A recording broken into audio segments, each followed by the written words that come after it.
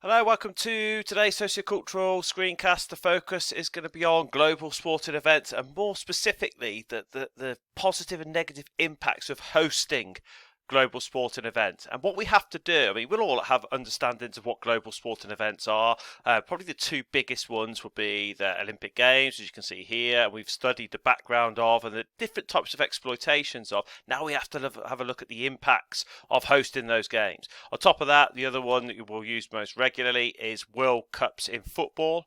Okay, so these are the two biggest global events that kind of have the most global participation from different countries. So that's what we have to do.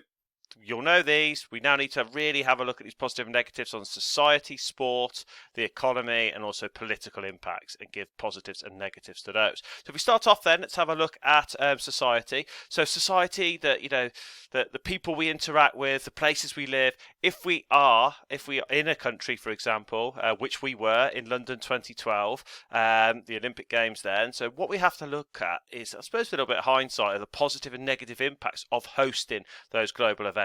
So if we go down from here, let's start off. The first positive impact is that if you can imagine now that you get to host, you're lucky enough like we were to host an Olympic Games, what it can do is inspire people to participate more in an active lifestyle. So the first positive impact is this idea of increased participation in active lifestyle, and this can be due to, I mean, this is a loose thing here, this due to, so you can maybe just put this in brackets. It can be due to the fact that, if you host a global event, you get a chance to use the facilities after. So not always, but that can be one way you can link it. On top of that, then, next positive impact on a society that hosts the Olympic Games. Okay, right, accommodation. So what this means is that housing or accommodation that is used in the Olympic Games can actually be used for housing after the Olympic Games. So I would ask you to write the example in here. So for example, if you look at the Olympic Village in London 2012. After the Olympics finished, it was actually then used for housing. Okay, so that is an example of how it could be used. I will have a look at the negative impact of that in a second, but to start with, that's a good one to begin with. Going on from there, then, next one, nation building. Now, if you are part of a country, which we were, that hosts a global event, and we are the people in that country, we are the society, what it can do is it can actually build that nation. It can increase the pride that you have for the nation that you live in. So a lot of people are very proud to be British. When you saw Mo Farah or Jessica Ennis winning gold medals, it really made you feel quite good. Okay, on top of that, it can also an impact on society for the people within a society travel. And because of hosting a global event, it means that the government have a real focus on ensuring the travel and infrastructure by which we travel is improved. And just if you want to give an example, there was a specific example within the London 2012 Olympics of a train line called the Javelin train line that was used for the Olympic Games. Of course, once it had finished, that meant that people could use it after. So these are the positives. Now, I've just wanted to introduce you to those positives, but what I'm going to try and do where possible is once we have the positives, is then try to directly hook on a negative that contrasts that positive point. So if we start onto here, if you look at the saying here that there's an increased participation in active lifestyles because we've hosted the Olympics due to the community being able to use facilities, this is a good way to hook it in and say the big downside to hosting the Olympics on society is that it's the host cities who get the benefits, not the rest of the country. So basically, the flip side to hosting a global event on society is there's unfair benefits linked to the host cities, whereas other parts of the country do not get those benefits. Now, if we have a look down at this one, accommodation from events can be used for housing, so the Olympic Village can be turned into housing. What that doesn't say is that actually when the Olympic Games started in 2012, people were moved out of their houses before the game started. So if they lived in council houses, they were moved out so that they could create accommodation for people who were coming to the Olympics, as spectators, as media, and things like that. So there's a really nice flipped one over there. Now, on the flip side to nation building then. So what we've got there, if you host a game, like I said, there's no doubt that it builds that national pride. But the flip side to that is that sometimes it can lead to overt nationalism. So it can lead to this idea that, you start to become a little bit too nationalistic or patriotic. On the flip side to that, it can also lead to this kind of increased chances of a terrorist threat. Okay, so there could be increased terrorism opportunities because you're hosting a global event, and that can have a massive impact on society. It can make people feel a bit apprehensive about hosting the games. On top of that, transport links. So what we know then is because of the London 2012 Olympics, transport links were improved as they were in Rio when they hosted the Olympics in Brazil. Okay, but the downside to it is that by having better transport links, you're encouraging more transport. If you encourage more transport, there are lots of environmental negatives that could be linked to that. For example, increased traffic, congestion, pollution in terms of an environmental factor there. So make sure you get those in. The aim is when we get into our actual lesson, we'll be looking at ways we can remember these and then try to make sure we can hook a positive to a negative, so we try and minimize the amount of memory space we require for individual strengths and weaknesses or positive and negative impacts. Okay, next one then, if we go on to the positive and negative impacts of hosting global events on sport. Now, as we know, when we think of sport in the 21st century, sport is a professional activity. It is something where money is hugely involved in it. So what we need to know now is think that sport is about winning. Okay, it is elite level. So if you host a global event, what do these sports that are involved in the global event get from it? Okay, first thing, if you have a sport that is involved in a global event, it increases the profile. Very similar to what we said about the media increasing profile. So if you're hosting the Football World Cup, for example, the sport of football will increase its profile. But on top of that, if we take another example out from there, another one linked to the media, I suppose, is not only do the profiles of sports such as football increase in the World Cup, but on top of that, it can also raise the profile of minority Olympic sports. So if you look at it now and say, it raises the profile of minority sports that are associated with these global events. Now, I love put cycling here, and some people might look at that and think, with a little bit of controversy, you think, well, cycling isn't a minority sport. Why is it not a minority sport? The reason why is because cycling's profile was raised so much by the success in the London 2012 and to an extent the Beijing games as well, but particularly London 2012 games, that now it's considered pretty much a mainstream sport. So that is an example of how these positive impacts on sport of hosting a global event can take place. Now, on top of this, one of the big things with regard to the impacts on sport is that if your country is hosting a global event, for example, let's look at somewhere like Russia hosting the World Cup football, or we're looking at, like where we hosted the London 2012 Olympics. It means that the sports involved in these global games have to make sure that their organisation is the very highest level. Now, as we know from the 19th century English public schools, and the benefits of those is that they created these national governing bodies. So one of the big benefits of hosting global events on sport is there is an increased organisation of sport via the national governing bodies, and particularly sports science. If I use that example of cycling here again, and looking at how the British Cycling, which is the governing body for cycling, basically their organisation was really, really increased. And one of the biggest things with regard to the cycling success was this idea of a really high level sports science departments working with them from the National Institutes of Sport. So this is an example of how sport becomes more organised, national governing bodies at the top, and then they're working with sports science, national institutes, to make sure the performers get everything they need. Now, on top of that, the final one I would go for is this. Now, when I think of what are the impact, of hosting London 2012 on sport, the first thing that comes to my mind is I think of the National Aquatic Centre, I think of the velodrome. Basically, the thing you have to use when you're studying socio-cultural issues in sport, we have to talk about this idea of increased world-class facilities. Money comes in and it's spent on having these huge world-class facilities. So, for example, I'll put into here, I think I missed one out there. I'll put that down at the bottom. Sorry. So, world-class facilities down that one there, for example, the cycling velodrome or the Olympic Stadium. And the one I missed there, which is kind of leading into it, is that if you host a global event, the sport benefits because there is a huge increase in the funding for that sport, those sports, for Olympic sports or sport if it's football. And this is talking about money from commercial sponsors, certainly for things like the Football World Cups. But on top of that, even for funding via national lottery funding for Olympic athletes will increase going into a global event. So just make sure you've got something on there. That's a good example on there. So, the number of, you think of, you watch a World Cup, you're seeing things like Coca-Cola, you see a Nike on every advert. These are examples of how money gets into the sport. Okay, so going on from there, let's have a look at the negative impact. So if we have a look at these, so if we look here, I've got two. I'm looking here thinking of positive impacts in terms of profile and performance and participation. What we know from the media is that, yes, okay, here's an example of a minority sport race, but let's have a look at the flip side of this. If you are a minority sport that is not involved in the Olympics, your profile will reduce even further. So you're looking at sports like squash. Okay, so you put that into here. So non-Olympic minority sports reduce their profile further. Squash, and I remember in London 2012, we're getting all these sports getting real lots of coverage.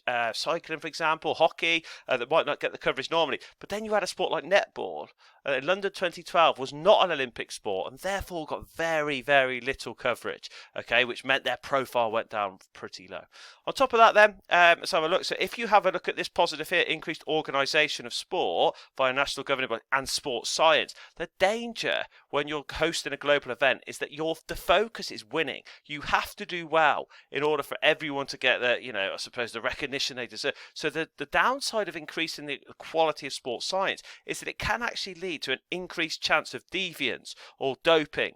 Okay, so I'll put it on here. So increased chance of deviance or performance enhancing drugs, which means doping, which means taking illegal drugs to increase performance because the pressure is so high to win. So going on from there, we talk about funding increasing there via commercial sponsorships. However, if you're talking about Olympic sports, funding can be withdrawn from sports that do not have good chances of winning medals. So, for example, there's a real controversial case around the London 2012 period with basketball, because basketball's funding got absolutely slashed. And the reason being is they have very little medal-winning potential. And the controversy was based around the fact that, if sport benefits by getting funding, if you're not successful, or if you're not at the very top of your game, your funding will be reduced. And this has a massive knock-on effect then for basketball with regard to participation, which is a huge participation sport in low socio-economic geographic regions. So that is something that was controversial at that point, but it's a good example of how funding can be withdrawn. Now, if you look at these, I'm hoping you'll probably be able to think this now. There is an increased development of world-class facilities, but of course, the downside to this development of world-class facilities, you're thinking of all these things. I look particularly a great example in China. Beijing was the Bird's Nest Arena, which is a fantastic arena. Barely got used after the Olympic Games. So there's a huge wastage of these world-class facilities after the global event. So really important there to say, it can be called the white elephant effect, where you've got this magnificent thing, but not used. Okay, so really, really important to get those in. If we move on from there, then let's have a look at the economic impact of hosting a global event. So if we go through from there, then what are the economic impacts? When we think of the economy, we're thinking of money. Okay, so what we need to think of now, well, what are the positive impacts? You're hosting a global event, London 2012, hosting the Olympics. Where is the money coming from? Where is the money coming from that? I'm sure you can say, well, you get people coming here to spend it. Okay, on top of that, before the global event, the Olympics was created, you have to build facilities, so that creates what? So what we're looking at, the two main positive impacts are based around the economy from tourism. Now, you have to say, once you've said there's increased economy from tourism, you have to say, where does the money go into then? Okay, so the money comes from tourists spending their money on merchandise or in shops or in cafes or in restaurants. So you've got to show you understand, not just saying something, you've got to apply it to where the money is coming in from and to. So going on from there, we then have the next one. As an increased employment opportunity. So, for example, you've got the builders building the stadiums. You've got people working in the bars, shops, restaurants, merchandise stores in the event. But then we've got to say, how does that help the British economy? Well, it helps it because you have less unemployment. Okay, what this means that more people then are paying income tax, which helps the economy, and they're claiming less benefits because they have jobs. So that is the way you have to link it to the economy. Finally, because of hosting the Olympics, we have this idea called the shop window effect. What that means, if you own a shop, okay, you are going to put the best product you have at the front of the shop in the window, so people like the look of it. What this means with regard to economic impacts of the Olympics is that if you host an Olympics, you can showcase your best parts of the country by hosting it where you know it's hosted, so you make sure that area looks good. What this does is it allows the world to see how good your country looked, or the showcased parts of your countries, which then increases the global trading opportunities, which means countries that you might want to deal with in terms of oil, for example, whatever, they see your country looking good and think that's a country I wouldn't mind working with because of this kind of hosting of a global event. Next way, so we go down from here, what are the negative impacts on the economy of hosting global events? Well, there's huge negative impacts. They don't necessarily hook on from this, but if I said to you now, in order to get all this economy raising, you have to put money in, okay? And one of the big problems with hosting a global event is the extreme cost of bidding for an event, for a global event. To put it in perspective, I'll put it onto here now. Bidding is extremely expensive. The first one, and I'll put it in the star here, £21 million it cost England to attempt to host the 2018 World Cup, and they failed that bid. So that's £21 million. Okay, that's just gone. Okay, so if you look at that, another side of it is that it can lead to extreme debt. Okay, if you do this. So we weren't so bad, but in other countries who haven't really got that money to spend, it can lead to a huge debt. What does this lead to in terms of the economy? It leads to tax increases. So it means they've got to bump up the tax increases in some way to try in some way to maintain the economy. On top of that, if we look at employment here, employment opportunities increase, but of course, the flip side to that is they are short term. They are temporary employment opportunities, which eventually is going to lead to a reduced economy because all of the good things we've said here are going to be reversed. Now, I think if we look onto the next one, we'll go on to political. So political then, positive and negative impacts of hosting global sport and events from a political point of view. What do we mean here then? Well, as soon as you think of political, you should think of the government. Okay, so what are the positive impacts on the government for hosting a global event such as London 2012? I remember to this day, naive maybe, just thinking Tony Blair was in power when we hosted the 2012 Olympics, and you just reflected well on the government at the time. So if I just go down to there, so it reflects well, or a successful global event such as London 2012 reflects well on the government. Okay, if you want to put examples in there, you could. Okay, on top of that, if you look at it from that point, another one we've used there from economic is to do with this idea of the shop window effect again. So if we show the best parts of our country, okay, for example, I still remember to this day the opening ceremony of London 2012, and what you had was this fantastic journey through the history of sport, linking back to the 19th century public schools and how sport was created pretty much in Great Britain. They wanted to show the world our history and culture, and what this does is it takes pressure off government in other areas where they should be spending money maybe elsewhere. Or in that point, I remember the government were under pressure with regard to, there was the London, I think it was 2011, and the riots in London, the looting of shops, they were trying to avoid that. They weren't going to show that in the opening ceremony. So it shows how politically it could show. The shop window effect allows the government to streamline the global attention on the good things in the country, which can take pressure off them within their own country on things they should maybe be focusing on. Okay, so on top of that, you've got this idea of nation building. We used it in societal, but what it means, if you are a government hosting a global event and it goes well, okay, so I remember Jessica Ennis particularly, and also Mo Farah on a Saturday night. I think there was Greg Rutherford as well. I think he won 3 gold medals on one night. And what this does is it brings an extreme sense of national pride and purpose, which can help the government in trying to give a common purpose to the country as a whole. Okay, so they are your positive impacts. Negative impacts then. Of course, if you look at it, reflects well on the government. If it goes well, of course, it reflects poorly on the government. If it goes poorly, for example, you overspent money on this. I mean, there's an example of the Montreal Olympic Games in 1976, and they overspent massively. They were paying that back for 30 years. And how did they pay it back? By raising taxpayers or tax fees, which, of course, did not go down well in the country and reflects very poorly on the government, which would not last long if something like that happened, I imagine, in any democratic country.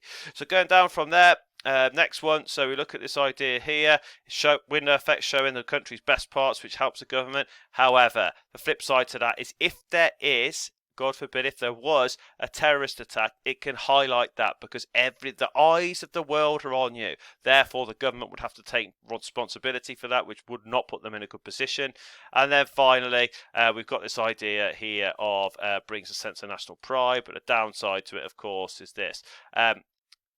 It can lead to extreme social hostility because you look at it now and thinking people, and the best example I can use for this, if nation building could bring a sense of national pride and purpose, for example, the Brazil Olympics in Rio, okay, there was huge amount of political protests, and the reason being is because the Brazilian public couldn't understand why they have such a poor slums or favelas as they would call them, and money was not being spent on increasing housing, it was not being spent on the health service, but it was being spent on creating all of these stadiums and amazing world-class facilities. And so although it can build a nation, it can also break a nation, and this could be linked to these ideas of kind of political protests. And if anybody watched Brazil, I'm sure you would have studied it in geography whilst at high school, these type of things. So that's an example there. That is the key areas I need you to make notes on. The lesson will focus on how we're going to remember these. Thanks very much.